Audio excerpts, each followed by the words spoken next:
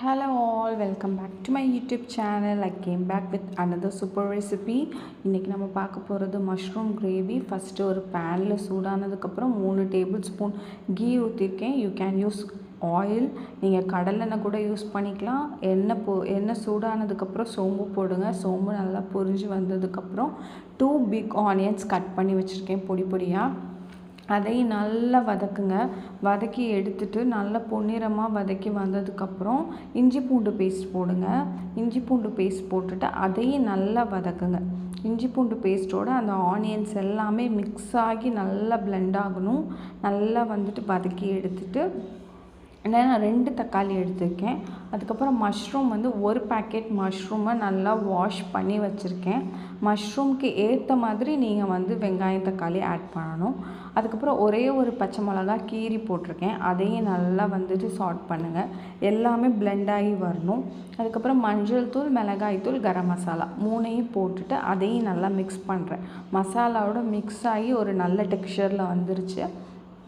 இப்போ நம்ம என்ன பண்ண போகிறோம், மஷ்ரூம்ஸ் ஆட் பண்ண போகிறோம். மஷ்ரூம்ஸ் எல்லாம் குட்டி குட்டியாக கட் பண்ணி வச்சுருக்கேன். அதையும் ஆட் பண்ணிவிட்டு அந்த மஷ்ரூம் அந்த மசாலாவோட மிக்ஸ் ஆகணும், நல்லா மிக்ஸ் ஆகி வரணும். அதுக்கப்புறம் வாட்டரை ஆட் பண்ணுங்கள். அப்போ தான் டேஸ்ட் நல்லாயிருக்கும்.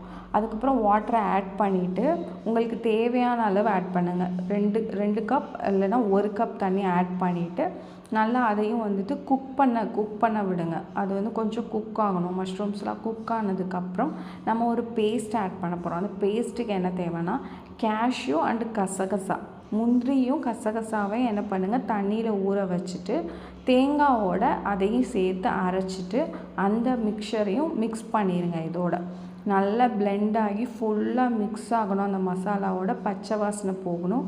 ஒரு 10 மினிட்ஸ் லிட்டை க்ளோஸ் பண்ணிட்டீங்கன்னா நல்லா மசாலாவோட அந்த மஷ்ரூம்ஸ் எல்லாமே கலந்து சூப்பரான ஒரு டேஸ்ட்டில் இருக்கும்.